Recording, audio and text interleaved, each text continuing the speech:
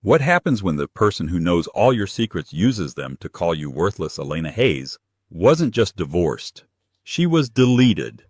Her ex-husband, Mark Vane, took her research, her youth, and her dignity, leaving her with one word: useless.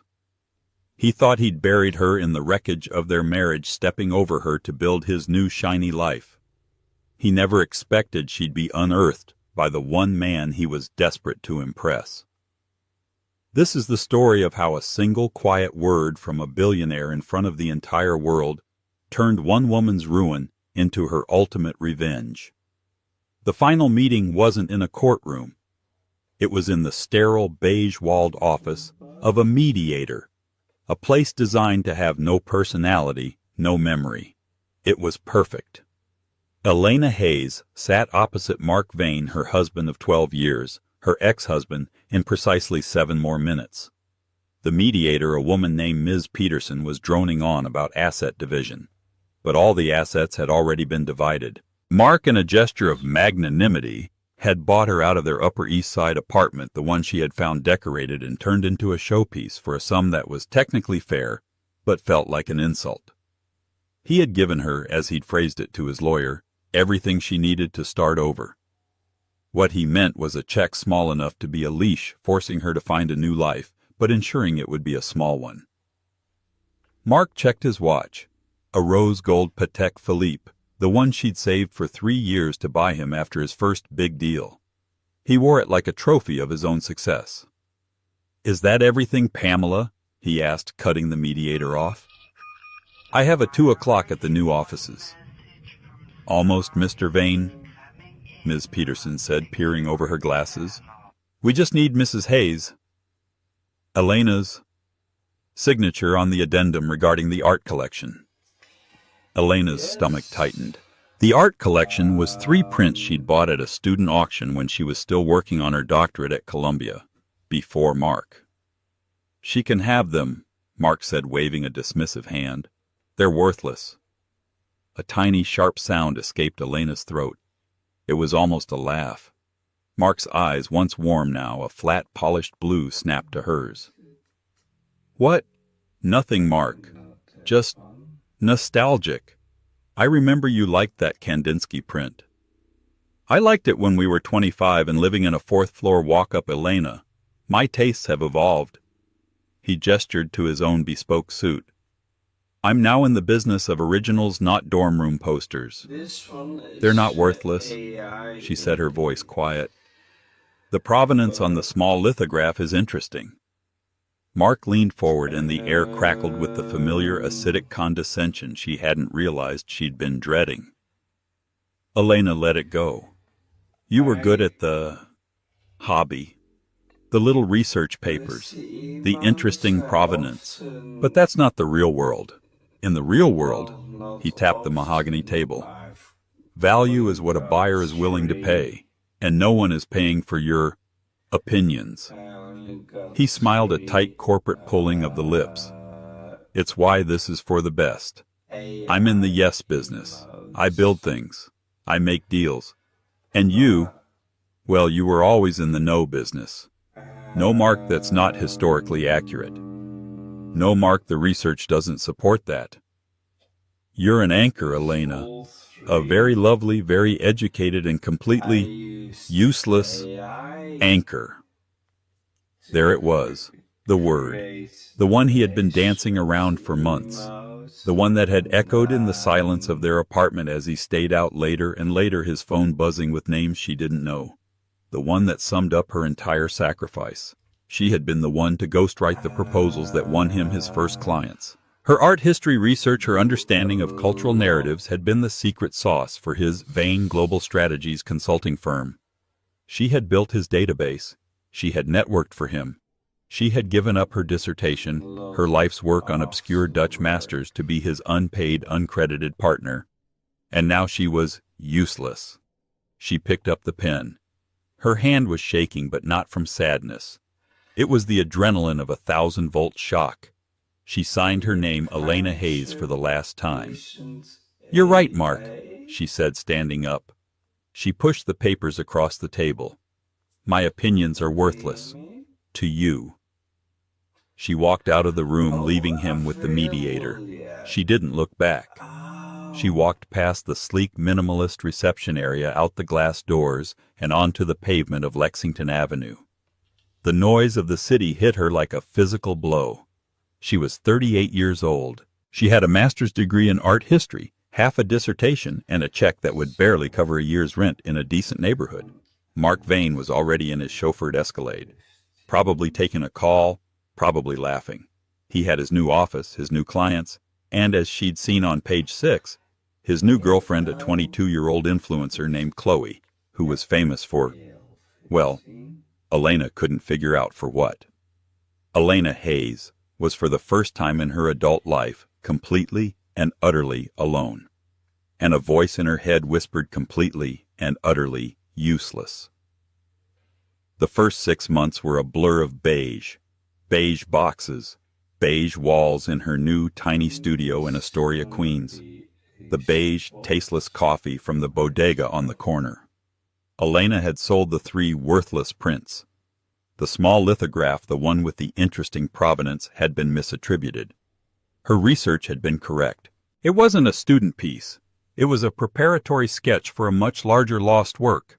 It sold at a minor Christie's auction for $42,000. It wasn't life-changing money, but it was hers.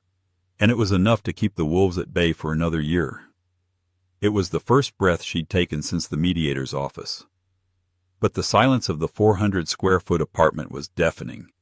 Her entire life had been built around Mark. His schedule, his dinners, his clients, his needs. Now with that scaffolding gone, she felt formless. She would go for days without speaking to anyone. The useless label had burrowed under her skin like a parasite. Mark had been so effective in his dismissal that he had in effect erased her. She would look at the Columbia University website at the page for the art history department and feel a wave of nausea. She was a fraud, a dropout, a failed academic who had become a failed wife. One rainy Tuesday in April, she was staring at her blank laptop screen, a job application for junior executive assistant glowing mockingly when her phone buzzed. It was an email from an old college acquaintance, Sarah. Subject: job. Gagosian. You interested the Gagosian, the gleaming billion-dollar behemoth of the art world. Elena opened the email. It wasn't for a curator. It wasn't for a researcher. It was for a gallery assistant and archivist. The job description was glorified data entry with a side of fetching coffee. It was a job for a 22-year-old recent graduate. It paid, she noted grimly, barely enough to live on. She closed the laptop. It was beneath her. She had debated esoteric points of 17th-century pigment composition with the world's leading experts. She had been published in minor journals. She was also, she realized, staring at a half-eaten container of stale lo mein. She opened the laptop and wrote back to Sarah. I'm very interested. Thank you. The interview was humbling. The director, a terrifyingly chic woman named Diana, didn't even look at her resume. Sarah speaks highly of you, Diana had said, not looking up from her screen. But you're mature for this role, and you've been out of the game for, she finally looked at the paper, 12 years. What exactly have you been doing? I was a private consultant, Elena said, the lie tasting like ash. For a global strategies firm. Ah, Diana said, her eyes instantly glazing over. Corporate. Boring. Elena saw the interview slipping away. She had one shot. But my specialty, Elena said, her voice finding a sudden steel edge, was provenance. Specifically post-Renaissance European. For instance, the Lost Muse attributed to Van Honthorst that sold at Sotheby's last fall. It was a fake. The pigment analysis was flawed, the canvas weave was 18th century, not 17th, and the subject's stomacher was a design that didn't exist until 1650. The painting was dated 1632. Diana's head came up, slowly. She had been at that auction. She had almost bid on that painting. How did you know that? I wrote a paper on it, Elena said. It wasn't published. It was for my private consultant. Diana stared at her for a long, silent minute. You'll be cataloging our digital archives. It's tedious. And you'll be on the front desk 3 days a week. You'll answer phones. You'll get coffee for clients. You'll be invisible.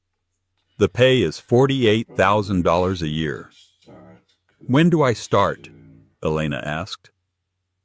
The next 3 months were the hardest of her life. She was as promised invisible. She was Ellie or Anna or just you to the impossibly young, impossibly rich, and impossibly arrogant assistants who swarmed the gallery. She was 39, wore a simple black sheath dress from a thrift store, and fetched $12 almond milk lattes for 24-year-olds named Arabella.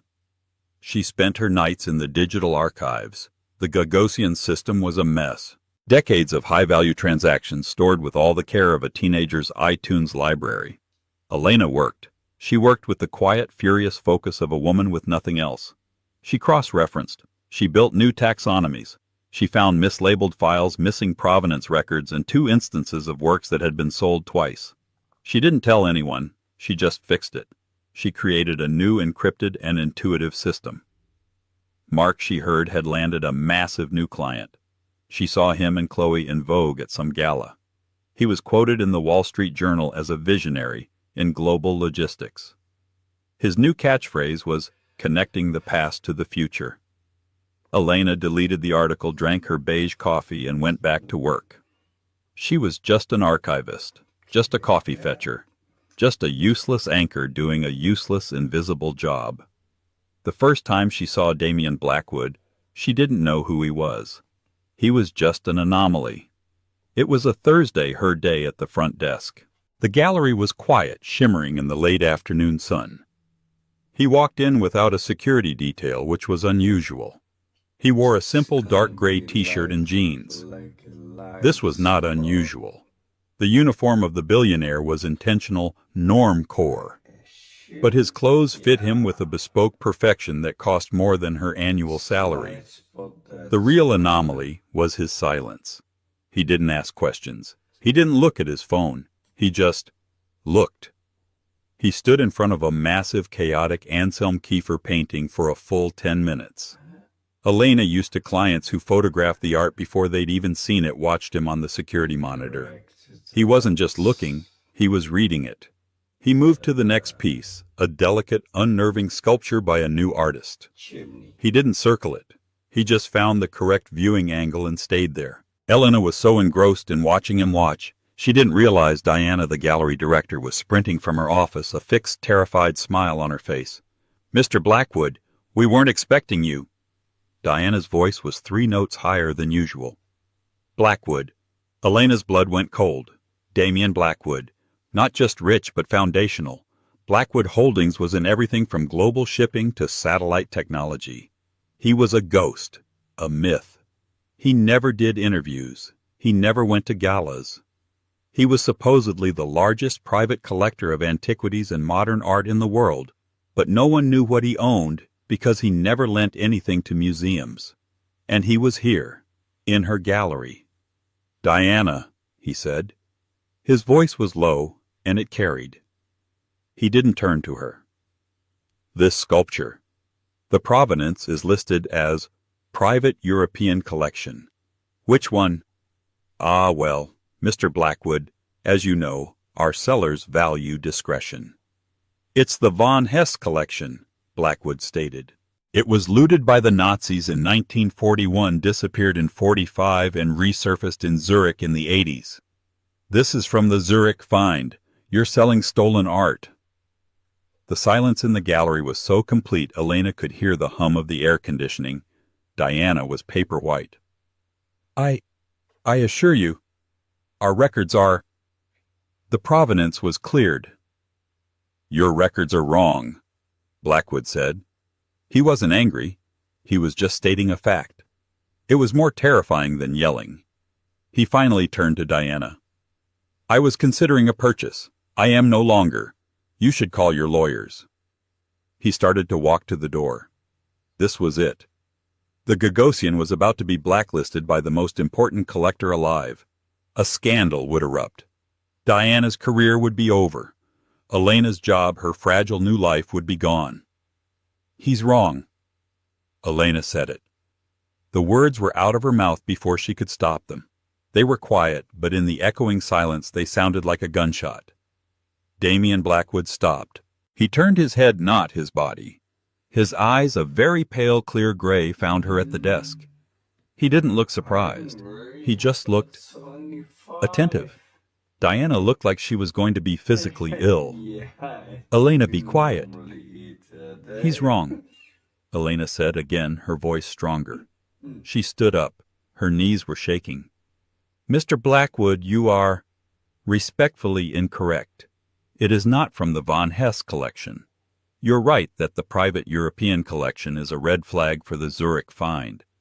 But this piece," she pointed, "is from the artist's Red period, which she only began in 1946 after she fled Berlin.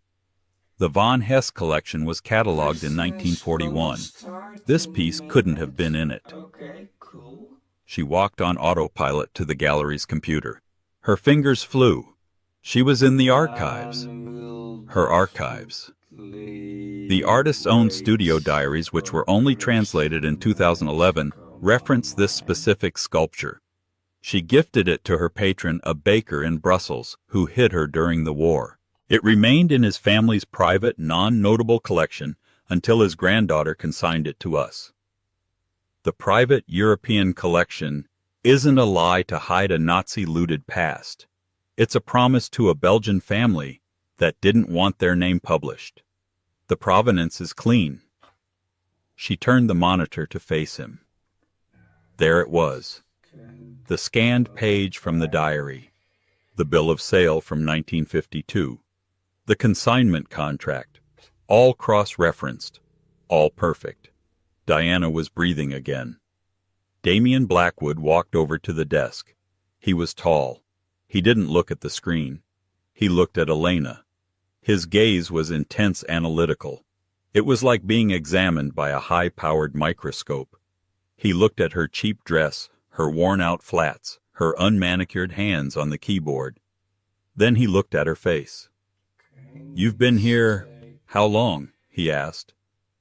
3 months, sir."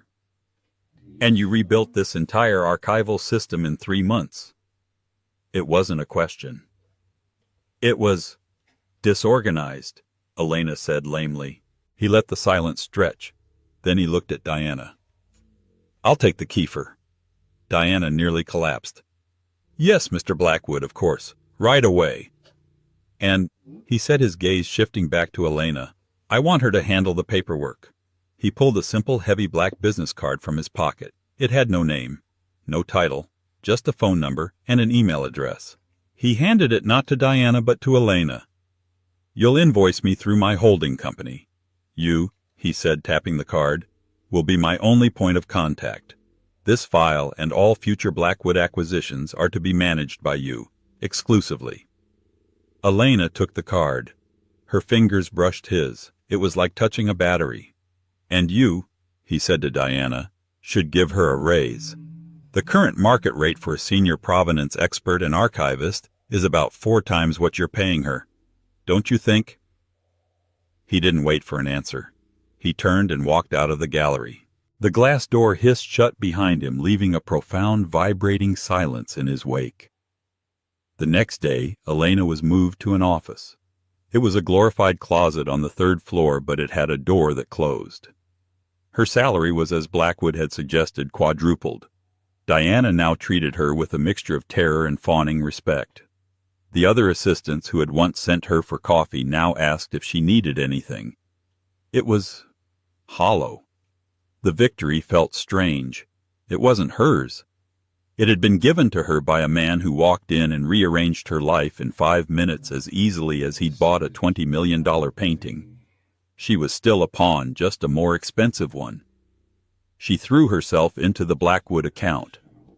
It was a fortress. The holding company, Ethelred Logistics, was designed to be impenetrable. Handling the invoice for the kefir was a masterclass in international art law, tax codes, and encrypted communications. Elena didn't just handle it. She optimized it. She found a loophole in the Swiss-U.S. tax treaty that saved him 6 figures in import duties. She didn't ask. She just did it, sending the revised and filed paperwork to the email address on the black card. The reply came 2 hours later. It was one line. Well done.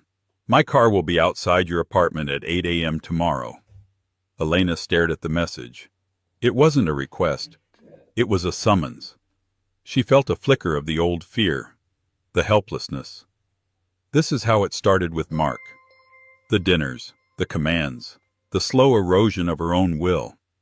But she was wrong. The next morning, a sleek, unmarked black sedan was waiting.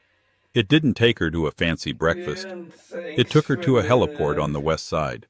She was bundled into a Sikorsky S-76 helicopter. And there, sitting across from her, reading a physical paper-bound book, was Damian Blackwood. "Ms. Hayes," he said, not looking up. "Thank you for coming." "Where are we going?" she asked, her voice tight. "My warehouse," he said, "in Teterboro." The warehouse was a nondescript climate-controlled bunker larger than a football field. It wasn't a collection. It was a library of civilization. He walked her through aisles of artifacts. Greek marbles, Egyptian sarcophagi, Renaissance bronzes. Each piece was stored with museum-quality precision.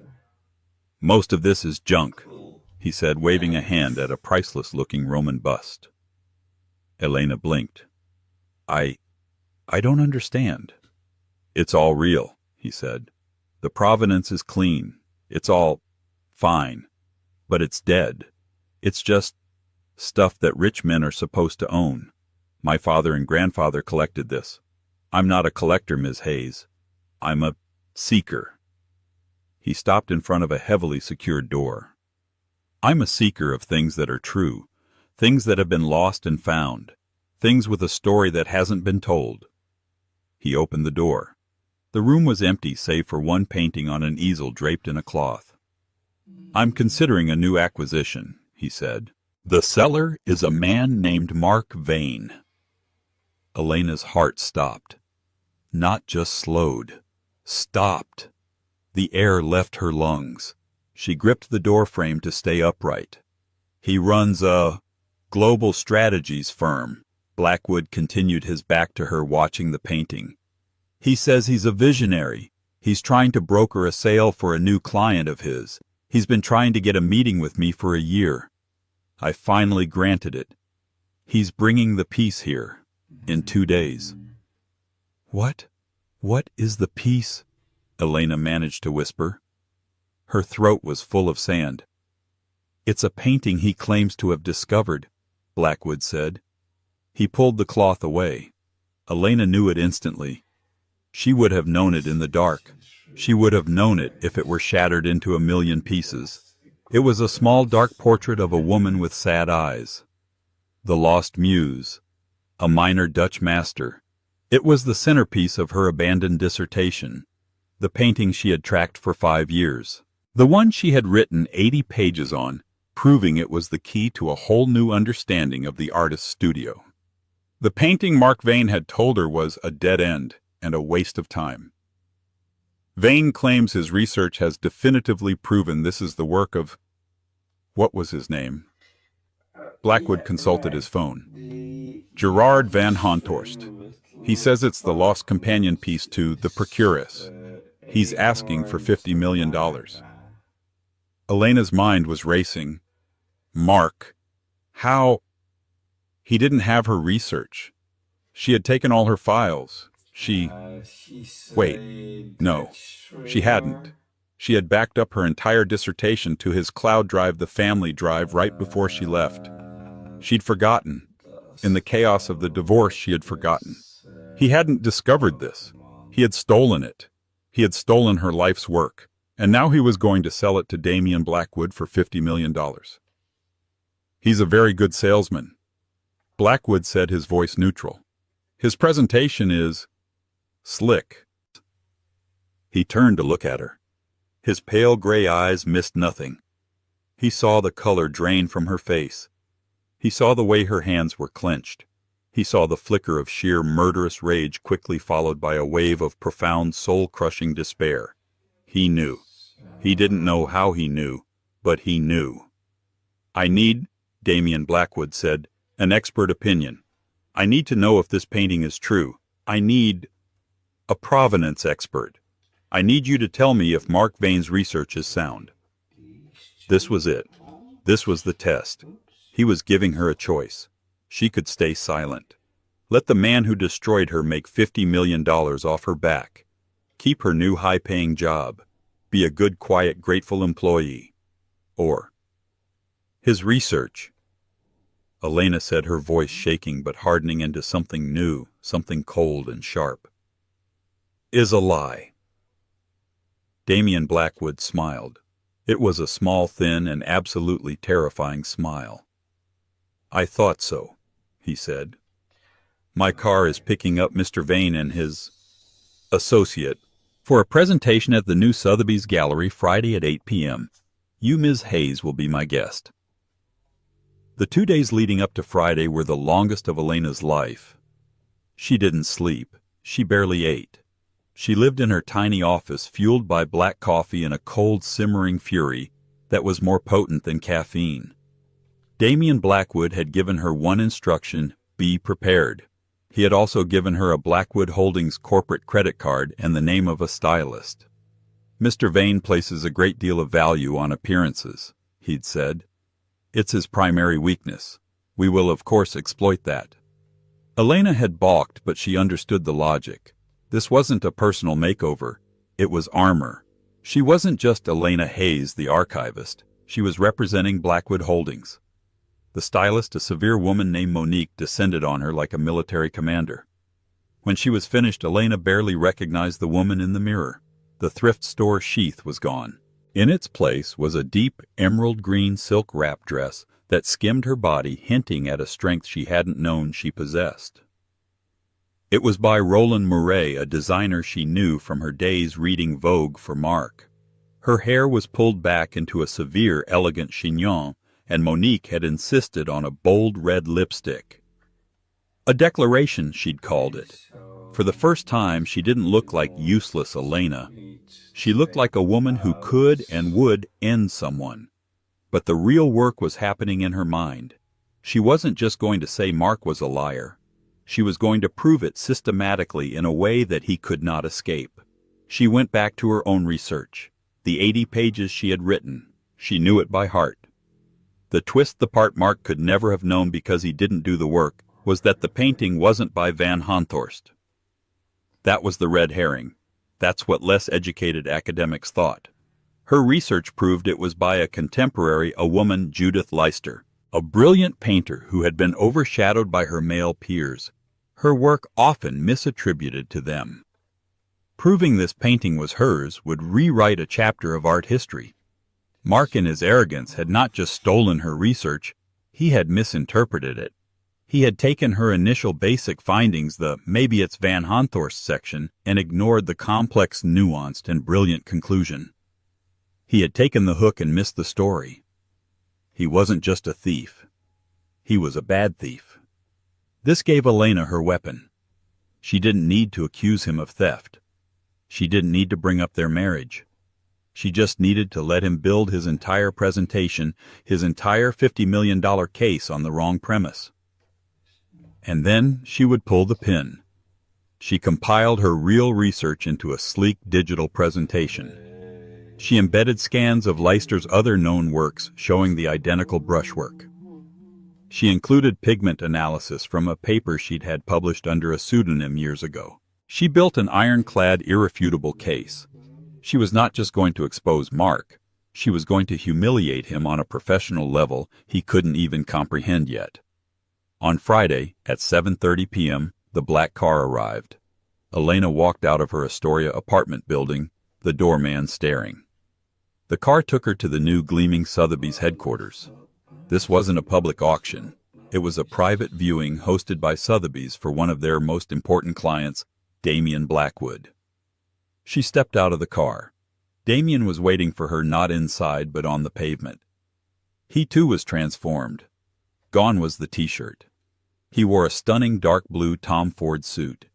He looked every inch the billionaire. He looked her up and down, his pale gray eyes approving. "Ms. Hayes, you look definitive. You look like a client," she replied. He smiled. "So I do." He offered his arm. "Are you ready? He's not going to know what hit him. she said. That's the idea, Damien said. Oh, and one more thing. I had my legal team look into Mr. Vane's new offices and his Vane Global Strategies. It's a house of cards, Elena. He's leveraged to the hilt. This $50 million sale isn't just a bonus. He needs it. He's desperate. Elena paused her hand on his arm. This changed things. A cornered animal is the most dangerous. Good, she said, her voice hardening. I'm glad. They walked into the glass atrium, and there, standing under a massive chandelier, was Mark. He was schmoozing a Sotheby's executive, a glass of champagne in his hand. Beside him, clinging to his arm, was Chloe. She was wearing a red dress that was by all measures wearing her. She looked bored and beautiful. Mark was in his element. He was laughing, gesturing expansively. He was the king of the world. Then he saw them. He saw Damien Blackwood, the man he'd been chasing for a year, the man who held his entire future in his hands. And on Damien Blackwood's arm, looking like a goddess of vengeance, was his ex-wife. Mark Vane's smile didn't just fade. It shattered. Mark recovered, but it was a clumsy, visible effort. He plastered the smile back on, but it didn't reach his eyes. He disengaged from the Sotheby's exec and strode toward them, Chloe bouncing in his wake. Damien? What a pleasure. I'm so glad we could finally make this happen. Mark stuck out his hand. Damien took it, his grip firm and brief. Mark, thank you for arranging this. Mark's gaze flickered to Elena. It was a masterpiece of controlled condescension. He looked her up and down, taking in the dress, the hair. He was searching for the frumpy, defeated woman he'd left. This was confusing. Elena, he said, his voice dripping with false surprise. My goodness, you're here. Are you working the event catering? Chloe giggled, a high-pitched tinkling sound. Babe, that's so rude. Maybe she's his assistant. Before Elena could say a word, Damien Blackwood stepped half an inch closer to her, his arm still linked with hers. Ms. Hayes is my senior advisor, he said, his voice a quiet chill in the warm room. She is the only person on this continent whose opinion on 17th century art I trust. Her word is final. Mark's face went through a rapid series of emotions, confusion, then irritation, then a dawning, ugly suspicion. He'd been outmaneuvered, but he didn't know how. Ah, Mark said, forcing a laugh. Of course. Always had her little hobbies, my Elena. Well, I'm thrilled you're putting that doctorate to good use. The sneer on doctorate was unmistakable. Shall we proceed to the viewing room? A Sotheby's representative interrupted, sensing the tension. The room was dark, designed for drama. On a velvet-draped wall, illuminated by a single perfect spotlight, was The Lost Muse. It was beautiful, and it was Elena knew lying. Gentlemen, Ms. Hayes. Mark began taking the floor. He was back in his element. This was his pitch. What you are looking at is not just a painting, it's a missing piece of history. For the next 20 minutes, Mark Vane spun a tale. He was good. She had to give him that. He was a brilliant storyteller, a master of an empty narrative. He used all the right words: groundbreaking, paradigm-shifting, undiscovered. And he used her words. He presented her initial research, the links to Van Honthorst, the notes on the pigment. He'd had it bound into a glossy, impressive-looking portfolio with Vane Global Strategies embossed in gold on the cover. Elena stood beside Damien, her face a mask of calm professional interest. She let him talk. She let him dig his own grave deeper and deeper. And so, Mark concluded, his voice ringing with false triumph, we have definitively a lost Van Honthorst, a companion to the Procuress. The value, of course, is, well, it's priceless. But the seller, my client, is willing to part with it for the sum we discussed, $50 million. He smiled triumphant, looking at Damien. A bargain for a piece of history. The room was silent. Damien Blackwood did not look at Mark. He did not look at the painting. He looked at Elena. Ms. Hayes, he said simply. Your opinion. This was it. Elena stepped forward. She didn't look at Mark.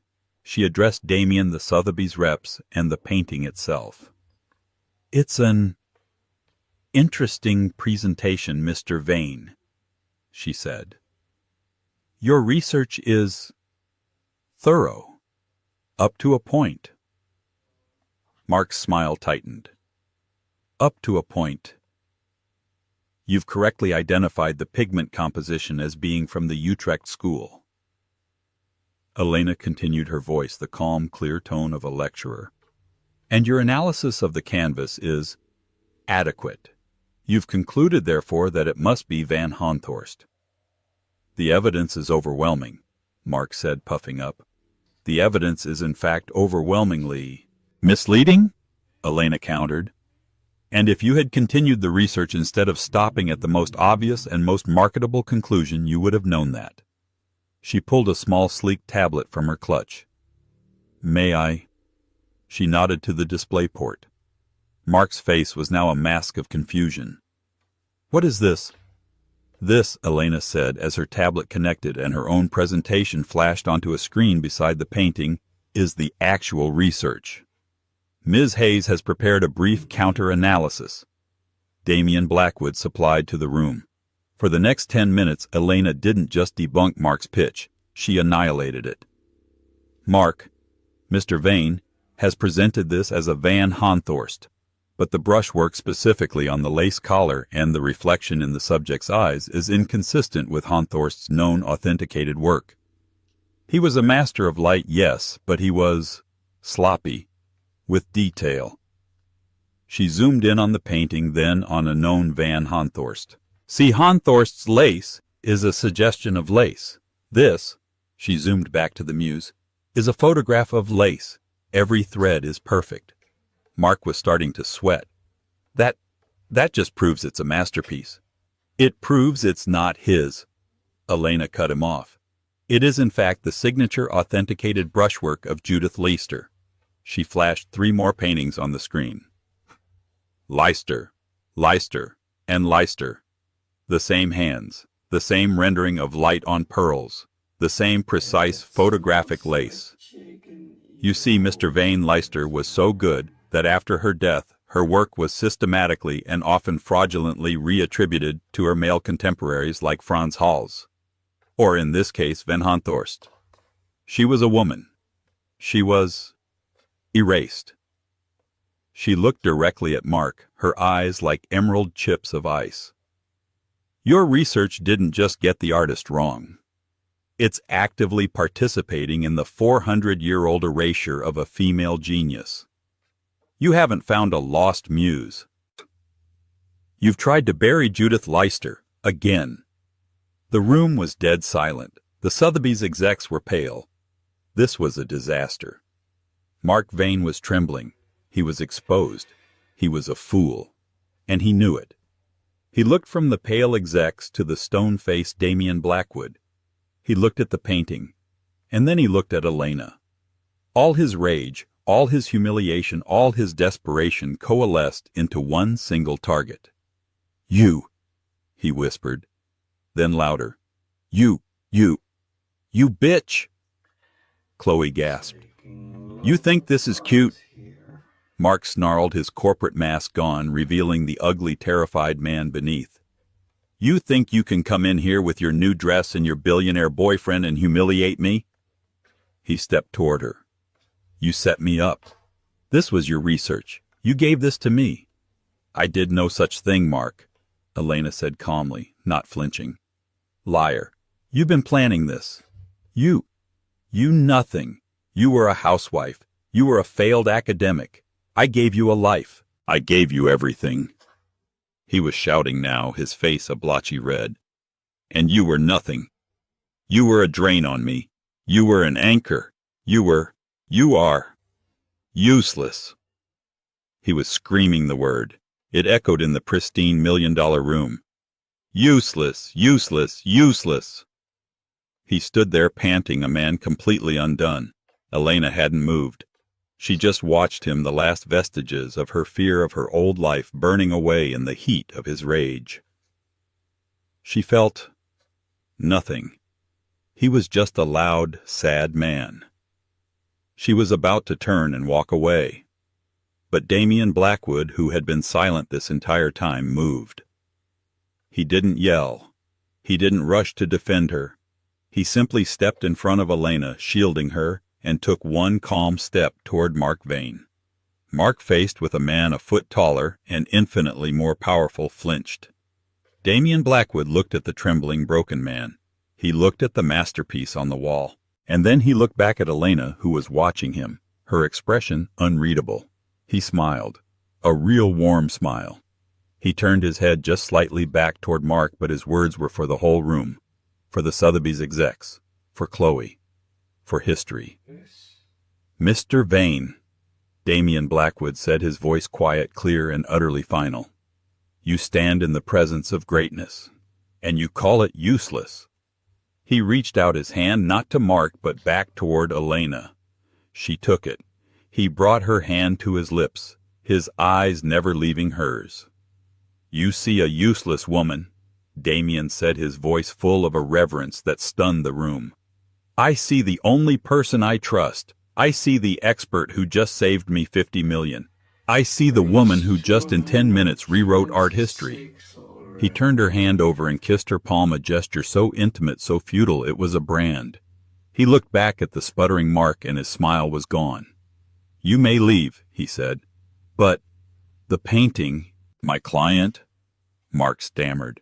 Your client, Damian said, will be hearing from my lawyers regarding your fraudulent representation, as will, I suspect, the IRS. You, he said, are done. Mark Vane stood speechless, broken, deleted. Damian Blackwood turned his full attention back to Elena, ignoring the wreckage of the man behind him. He smiled at her, a private, shared victory. Don't listen to him, Ms. Hayes. Damian murmured, his voice for her alone, but loud enough for everyone to hear. He called you an anchor. He was wrong. You're a lighthouse. He raised her hand still in his and addressed the room. Gentlemen, please update your records. The painting is as Ms. Hayes has proven a Leicester, and Blackwood Holdings will be acquiring it, at her valuation. He tucked her arm in his, turning them both to leave. As they passed the speechless, horrified Mark Vane, Damian Blackwood leaned in and whispered one last thing to Elena, a final coronation. Well done, my queen. The word speechless did not begin to cover the state Mark Vane was in. It was a complete systems failure. His mouth hung open. His expensive suit suddenly looked like a cheap rental, and the color in his face had gone from enraged red to a waxy, sickly white. Chloe, to her credit, was the first to react. Realizing she was attached to a sinking ship, she made a sound of pure disgust.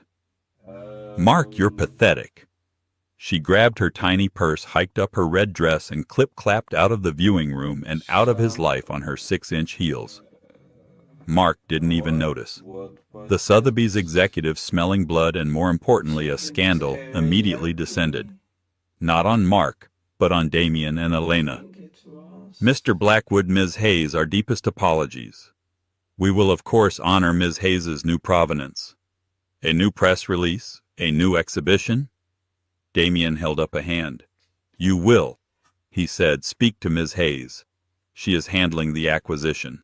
And you will, as a professional courtesy, validate her findings and ensure that her name, Elena Hayes, is the lead academic on all press materials. You are, after all, correcting a 400-year-old mistake. It's the least you can do. He guided Elena out of the room, leaving Mark Vane to the wolves. As the door hissed shut, they heard the first of the questions, the quiet, panicked legalese of the Sotheby's team, realizing just how much fraud Mark had tried to commit on their premises. They were in the atrium, the city lights of New York glittering outside, when Elena finally let go of the breath she'd been holding. Her hands were shaking. You called me my queen, she said, her voice a reedy whisper. Damian turned to her. The severe billionaire, Mr. Blackwood, was gone. It was just a man, his pale gray eyes warm with something. Admiration. Respect. A king is just a man with a crown, he said, his voice low. A queen. A queen has her own power. She moves the pieces. That's what you did in there. You were a queen. They were all playing checkers. You were playing chess. He stole my work, Damien. He stole 5 years of my life. I know, he said, and tonight you took it back, with interest. The ride down in the elevator was silent. When they were back in the car, the city sliding past in a blur of gold and white, she finally asked the question, "How did you know? How did I know what? How did you know he was my ex-husband? How did you know about the research?" Damien was quiet for a long time. "I didn't," he said. "Not for sure. When you first mentioned Vane, you said he was a visionary who wanted to connect the past to the future. That was a phrase from our old life. It was a private joke. It was what I used to say to him about my research." Elena went cold. You knew me before the gallery." "No," he said. "But I knew of you, or rather I knew of your work. Miss Hayes." "Elena, do you remember a paper you submitted to the Dutch Quarterly Review? About 12-13 years ago, under the name E. Hayes. About pigment sourcing in the Utrecht school." She nodded, stunned. It was rejected." "It was rejected," Damien agreed, "by an old guard academic who coincidentally, I later found out, had stolen your premise for his own book. I was 28. I had just inherited my father's collection. I was trying to understand what was real and what was rich. I read your paper, the rejected paper. Someone on the review board leaked it to me." He turned to face her in the dark intimacy of the car. "It was the first true thing I had read. It was brilliant. I tried to find E. Hayes. But you had vanished. You'd stopped publishing. You'd stopped existing. I assumed you'd left the field." I met Mark," she whispered. "You met Mark," he affirmed, "and E. Hayes disappeared.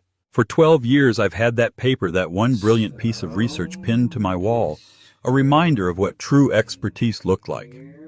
When I walked into the Gagosian," he continued, "and you, the desk assistant, corrected me on the spot about the Von Hess collection.